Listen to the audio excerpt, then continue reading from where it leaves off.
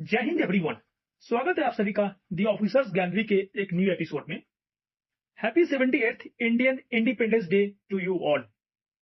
हमें नमन है उन महापुरुषों का जिनके योगदान से हमें ये आजादी मिली और उन वीर सपूतों का जिन्होंने अपनी मातृभूमि की आन बान और शान की रक्षा में अपने जीवन का सर्वोच्च बलिदान कर गए।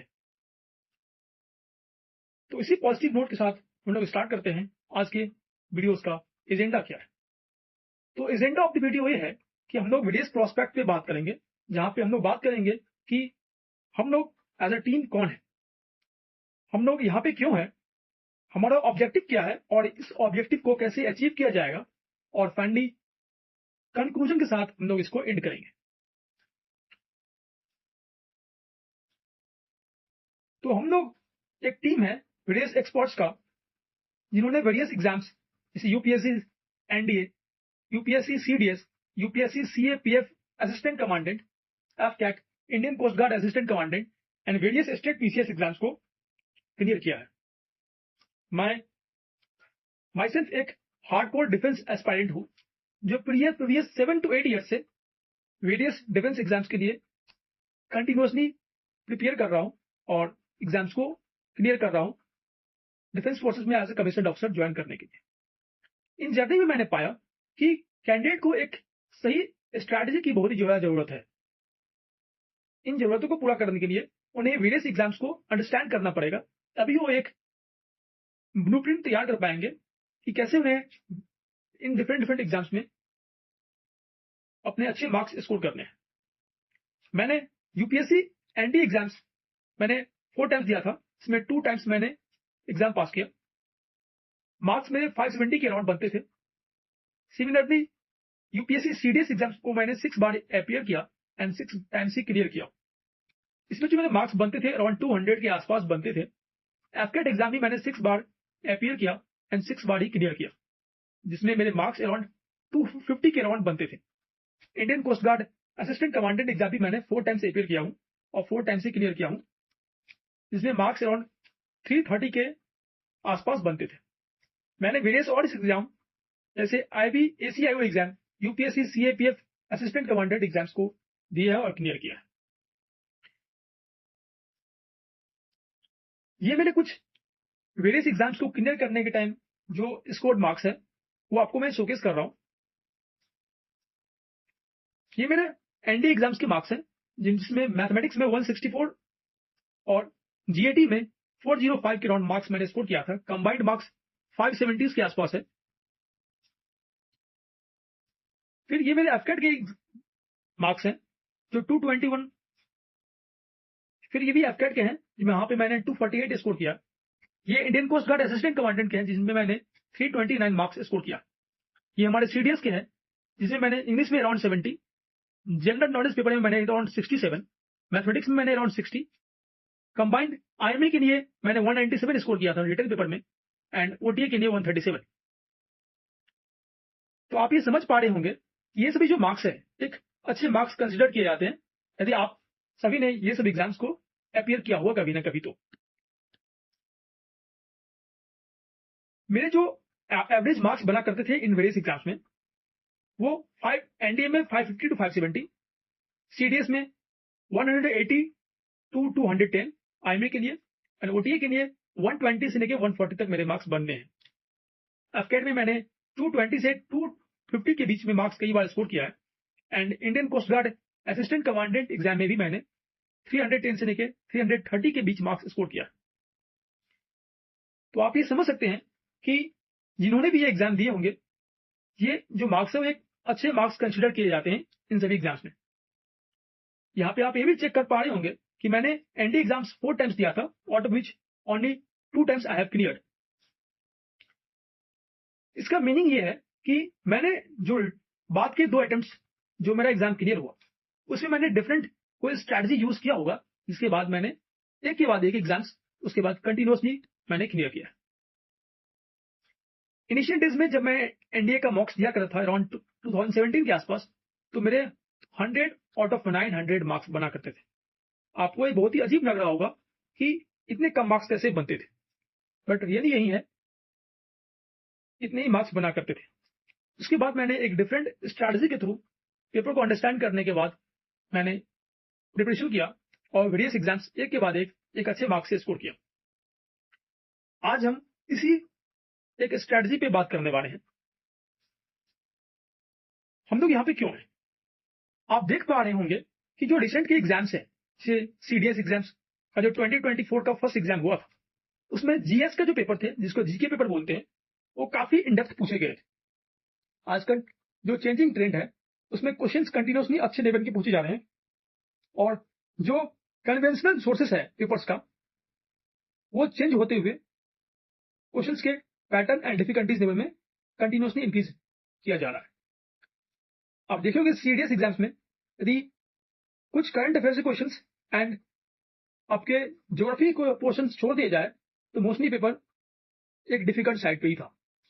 Even geography and current affairs question भी इन डेप्थ ही थे, जो कि रहते हैं, बट और जो पोर्शन थे वो काफी ही आउट ऑफ द बॉक्स था। जनरली ऐसे क्वेश्चन नहीं पूछे जाते। इस बार के जो 2024 में सीएपीएफ एसी एग्जाम्स कंडक्ट हुआ है, उसमें भी साइंस और ज्योग्राफी के सेक्शन को कुछ हद तक छोड़ दिया जाए तो रिमेनिंग पोर्शन जो थे ये बहुत ही आउट ऑफ द बॉक्स पूछे जा रहे हैं। सिमिलरली एनडीए के ट्रेंड्स मैंने कंटिन्यूसली मॉनिटर किया है। जब मैंने 2018 के आसपास एग्जाम क्लियर किया था और अभी जो पेपर हो रहे हैं कंटिन्यूसली, उसमें एक अच्छे खासे लेवल के पेपर सेटअप किए जा रहे हैं।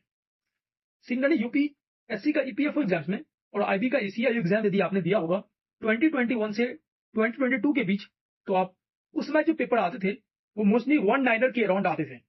बट आजकल जो 2024 में एग्जाम्स हुआ है उसमें स्टेटमेंट वाइज ही क्वेश्चन थे। तो आप समझ सकते हैं कि with in 2 years he exams के पैटर्न्स में, एग्जाम्स के डिफिकल्टी में कितना चेंजेस आया है। जनरली बहुत सारे कैंडिडेट ये होते हैं कि वो सीडीएस एग्जाम्स को इस तरह से टारगेट करते हैं कि जीके पेपर में वो चाहते हैं कि 25 to 35 मार्क्स स्कोर कर लिए जाए और इंग्लिश पेपर में वो अच्छे मार्क्स स्कोर करके कंबाइंड कट ऑफ क्लियर कर लेंगे। बट दोस्तों ये होता ये है कि जब आप इतना मार्क्स को टारगेट करते हैं तो यूपीएससी एक ऐसा एग्जाम कंडक्टिंग बॉडी है जिसके पैटर्न कंटिन्यूसली चेंज होते जा रहे हैं। क्वेश्चंस के डिफिकल्टी लेवल में इंक्रीज होता है। उनके जो नंबर ऑफ क्वेश्चंस है डिफरेंट सेक्शंस के, जैसे history, geography, polity, economy, science, इन सभी के questions day by days increase और डिक्रीज होते रहते हैं। Generally most of the candidates ऐसा सोचते हैं कि वो साइंस के पोर्शन को कर देंगे और करंट अफेयर्स को कर देंगे, कुछ हद तक ज्योग्राफी को कर देंगे और वो एक 25-30 मार्क्स स्कोर कर लेंगे। दोस्तों मैं आपको बताना ये चाहूंगा कि आप जब ये सोच के जाते हैं तो जरूरी नहीं है कि आप जो पोर्शन सोच के जा रहे हैं वो एग्जाम में इजी आए। जैसे कि आपने सीडीएस के एग्जाम्स में देखा 2024 के फर्स्ट एग्जाम में साइंस के क्वेश्चंस काफी अच्छे लेवल के थे। जनरली किसी भी एनसीईआरटी बुक से कम क्वेश्चंस पूछे गए।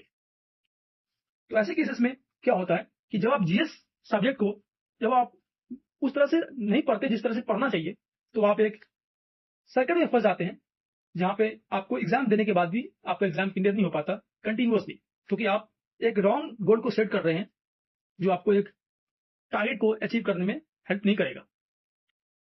तो नीड ये है कि हम इस टारगेट को छोड़ के हम एग्जाम के चेंजिंग पैटर्न को समझते हुए हम इस टारगेट की तरफ शिफ्ट हो, जहां पे 25 to 30 मार्क्स ना आने के लिए ना सोचते हुए हम 55 to 65 मार्क्स में आने का सोचे।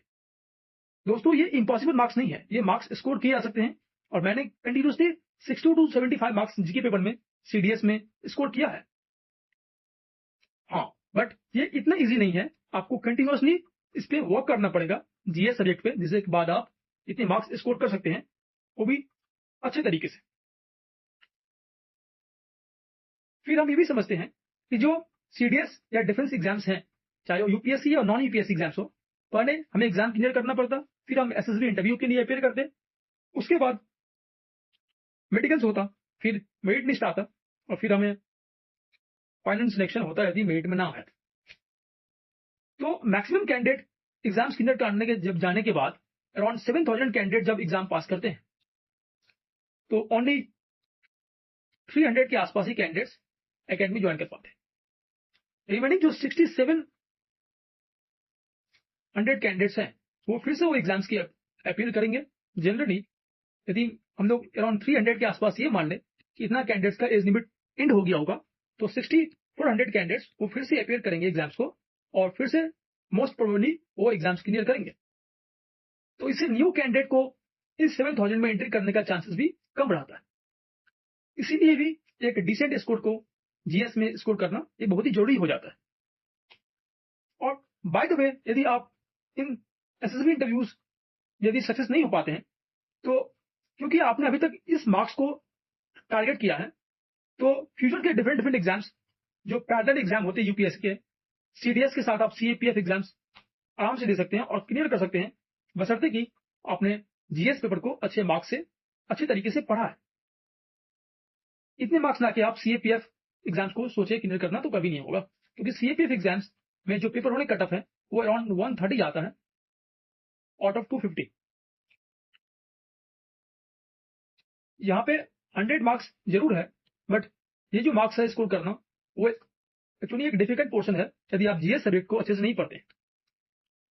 जब हम लोग कंटिन्यूसली एसएसबी अटेम्प्ट देते रहते हैं, तो हम लोग उस प्रोस्पेक्ट को छोड़ देते हैं कि फ्यूचर में क्या होगा। बट हमें यह ध्यान देकर चलना चाहिए कि जब आप 24 के एज के हो जाते हैं, तो जब आप डिफेंस अटेम्प्ट्स आपके खत्म होने लगते हैं, और यदि आप तब तक भी यही मार्क्स स्कोर कर रहे हैं, तो ये दिक्कत है, क्योंकि जब आप आगे एग्जाम्स के लिए अपेयर करेंगे तो आपको डिफिकल्टी आएगी डिफरेंट एग्जाम्स में।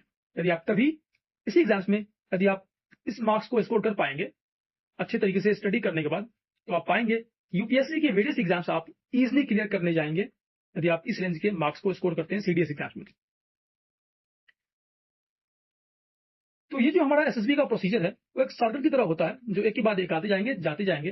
यदि आप सक्सेस आपको मिल गया तो आप इस सर्कल से बाहर हैं, और नहीं यदि फंस गए आप, तो फिर से आपको एक नॉर्मल ट्रेंड में आना होगा, जहां पे आपको जीएस एक अच्छे एग्जाम्स के लेवल को क्लियर करने के लिए आपको जीएस में अच्छे से कमांड होना जरूरी है। इसीलिए डिटेन प्रिपरेशन ही नीड ऑफ द आवर है, हमें इसे समझना है। यदि आप अच्छे से जीएस सब्जेक्ट को एक बार पढ़ लेते हैं, तो जो हमारा थीम है single solution to multiple selections, मतलब आप एक बार जीएस को अच्छे से पढ़ेंगे तो इन ये जो सारा यूपीएससी एग्जाम्स है उसमें आप अच्छे से अच्छे मार्क्स स्कोर कर सकते हैं और एग्जाम्स को क्लियर करके अपनी सक्सेस को अचीव कर सकते हैं। आगे हम लोग बात करेंगे कि हम लोग यहाँ पे क्यों हैं।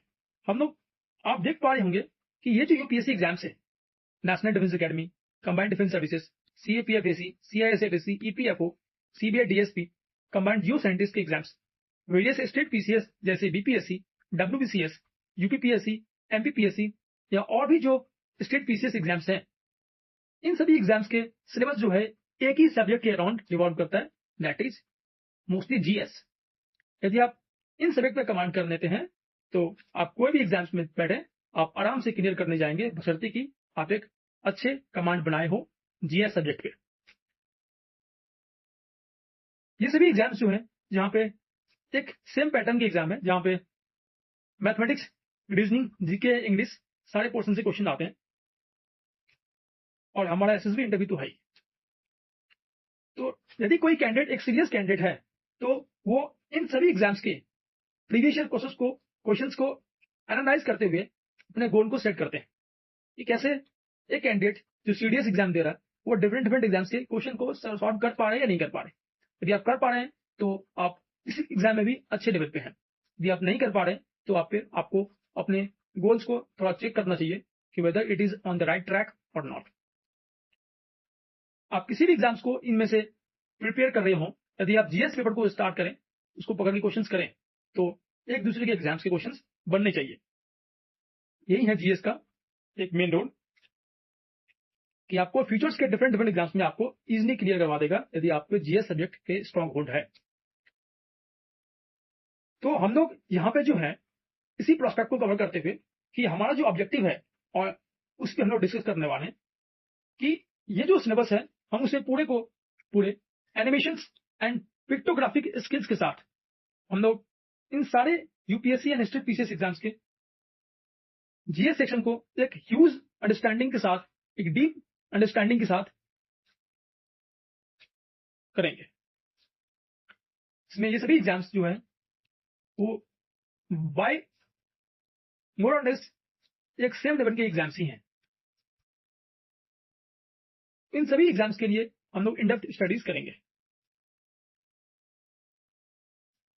तो बात ये आता है कैसे, तो हमने जो कवरेज करेंगे इसके लिए उसमें complete syllabus of various subjects of GS को कॉम्प्रिहेंसिवली कवर करेंगे, जहां पे हम लोग animations, VFX and various techniques use करके हम लोग उसे अंडरस्टैंड करने की प्रयास करेंगे और प्रीवियस ईयर क्वेश्चंस के बेस पे हम लोग अपने गोल को सेट करते हुए एक राइट डायरेक्शन में अप्रोच करेंगे। प्रीवियस ईयर क्वेश्चंस के प्रैक्टिस करेंगे और मॉक टेस्ट के बेस पे हम लोग उसे इन डेप्थ एनालिसिस करके इसके वेरियस एग्जाम्स के पैटर्न को समझते हुए अपने गोल्स की तरफ आगे बढ़ेंगे। इन में जो कवरेज होगा, कंप्लीट कॉम्प्रिहेंसिव हिस्ट्री कवर किया जाएगा इसमें 80 आवर्स के कोर्स में। इसमें रिसोर्सेस एनसीईआरटी 6 से 12, इसमें स्पेशली जो 12 के 3 थीम्स बुक हैं हिस्ट्री के, जो तमिलनाडु के बुक हैं वो हिस्ट्री के लिए काफी अच्छे कंसिडर किए जाते हैं। जो एडवांस बुक्स हैं हमारे मॉडर्न के लिए स्पेक्ट्रम, एनिशिएंट अमेडावन के लिए पूनम दनानंदैया मैडम की बुक आती है, और यूपीएससी आजकल उपेंद्र सिंह की बुक से कॉपी पेस्ट क्वेश्चंस डालने लगा है वेरियस एग्जाम्स में। बट बात यही है कि उस बुक्स में अराउंड 1200 to 1400 के पेजेस की बुक है। हम यदि सबको कवर करना स्टार्ट कर दिए तो ये जनरली नेक्स्ट टू इम्पॉसिबल है। तो इन सभी चीजों को कैसे किया जाएगा 80 आवर्स के सेशन में, हम लोग इसे इन डेप्थ स्टडीज करेंगे। सिमिलरली ज्योग्राफीज का भी 70 आवर्स के अराउंड में सेशन करेंगे, जहां पे Indian geography, world geography, physical geography, economical geography, human geography, सारे प्रोस्पेक्ट पे इन डेप्थ स्टडीज किया जाएगा। साइंस एंड टेक के भी क्वेश्चन आजकल एग्जाम में आने लगे हैं। रिसेंटली सीएपीएफ एग्जाम्स में 3 क्वेश्चन बायोटेक से थे, एंड डिफरेंट एग्जाम्स में आजकल टेक के भी क्वेश्चन आने लगे हैं। तो जितना हद तक एग्जाम्स में क्वेश्चन आ रहे हैं, हम लोग टेक के भी पोर्शंस को टच करते हुए उसके बारे में भी पढ़ेंगे। इसलिए साइंस एंड टेक का जो कवरेज होगा 80 आवर्स के अराउंड होगा। Indian polity and constitution 60 hours के अराउंड हम लोग करेंगे। इसमें सारे एनसीईआरटीज जो है और जो एडवांस बुक लक्ष्मीकांत है, सारे को कवर अप किया जाएगा। तो साइंस एंड टेक में जो 6 से 10 तक के बुक हैं एनसीईआरटीज के साथ साथ जो आजकल 11 to 12 के एनसीईआरटी से भी जो क्वेश्चंस आने लगे हैं, उन सारे पोर्शंस को हम लोग अच्छे से इन डेप्थ स्टडीज करेंगे। इकोनॉमीज के लिए 40 आवर्स के करेंगे। इसमें आजकल आप देख पा रहे होंगे कि जो एग्जाम्स में पॉलिटी के क्वेश्चन आजकल कभी कभी कम आने लगे हैं और इकोनॉमी के क्वेश्चन जो है आजकल इंक्रीज होने लगे। प्रीवियसली 6 to 8 क्वेश्चन आते थे इकोनॉमी के, आजकल 15 to 16 क्वेश्चन आने लगे हैं इकोनॉमी के। इसीलिए इकोनॉमी को भी आजकल इन डेप्थ स्टडीज की जरूरत है। यदि हम मोस्टली कैंडिडेट इकोनॉमी छोड़ के जाते हैं और एग्जाम्स में इतने क्वेश्चंस इकोनॉमी के आ रहे हैं, तो समझिए आपका कितना लॉस हो रहा है। इसीलिए हमें सारे सब्जेक्ट को इन डेप्थ स्टडीज की जरूरत है। इन्वायरमेंट एंड इंटरनेशनल रिलेशंस में भी 30 आवर्स के क्वेश्चंस हम लोग करेंगे, 30 आवर्स के सेशन करेंगे। मिसलेनियस पोर्शंस को भी कवर अप किया जाएगा, जहां पे 10 आवर्स के आसपास हम लोग इसके बारे में भी करेंगे। करंट अफेयर्स को भी इन डेप्थ स्टडीज करते हुए एवरी मंथ 3 आवर्स के क्लासेस लाए जाएंगे, जहां पे हम लोग इन डेप्थ स्टडीज करेंगे प्रीवियस ईयर क्वेश्चंस के हेल्प से करंट अफेयर्स में भी कैसे ट्रेंड को फॉलो किया जा रहा है। प्रीवियसली अराउंड 15 क्वेश्चन यदि करंट अफेयर्स से आया करते थे, तो मोस्टली 11 to 12 13 क्वेश्चंस आपके वन लाइनर हुआ करते था और 2 to 3 क्वेश्चंस आपके जनरली स्टेटमेंट वाइज हुआ करते थे इन सभी एग्जाम्स में। बट आजकल इसका जो ट्रेंड है वो बिल्कुल अपोजिट हो गया है। आजकल मोस्टली क्वेश्चन स्टेटमेंट वाइज से आते हैं, 11 to 12 क्वेश्चंस, और 3 to 4 क्वेश्चन जो आ जाते हैं वो वन लाइनर आ जाते हैं। तो हमें इन दोनों को कंबाइन करके स्टडी करना होगा, ताकि चाहे वो इन डेप्थ क्वेश्चन आए या वन लाइनर आए, हम सारे क्वेश्चंस को अच्छे से डील कर पाए। इसके लिए भी करंट अफेयर्स का इन डेप्थ स्टडीज करना जरूरी है। आजकल आप सीएपीएफ एग्जाम्स में जो रिसेंटली हुआ है उसे देख पा रहे होंगे कि यूएन क्लॉज पे क्वेश्चन था, वाइब्रेंट विलेज प्रोग्राम पे क्वेश्चन था, जो कॉप के समिट्स हुए हैं उन पे डिटेल्स पे क्वेश्चन था, G20 पे क्वेश्चंस लगातार आ रहे हैं। इन सभी को करने के लिए हमें इन डेप्थ स्टडीज की बहुत ही ज्यादा आवश्यक है। इन सभी एपिसोड धीरे धीरे एक के बाद एक आने स्टार्ट हो जाएंगे। तो आप समझ पा रहे होंगे कि जीएस का कितना बड़ा रोल है, जिसे हम जनरली स्किप करके चलते हैं। यदि हम उस पर अपना कमांड बना लें तो हमारे जो प्लान बी सोचते हैं हम लोग, वो जीएस ही आपको एक ऐसा सब्जेक्ट है जो आपको एक प्लान बी ऑटोमेटिकली क्रिएट करके देगा, यदि आप जीएस पे अच्छे से कमांड बना लेते हैं तो। और भी वेरियस प्रोस्पेक्ट्स है, वेरियस सब्जेक्ट्स है, जैसे कुछ-कुछ एग्जाम्स में मैथमेटिक्स के पेपर एक डेडिकेटेड पेपर होते हैं। जैसे नेशनल डिफेंस अकेडमी में, कंबाइंड डिफेंस सर्विसेज एग्जाम्स में, सीएपीएफ एसी में लगभग 20 क्वेश्चंस के राउंड आपके थे मैथमेटिक्स सेक्शन से।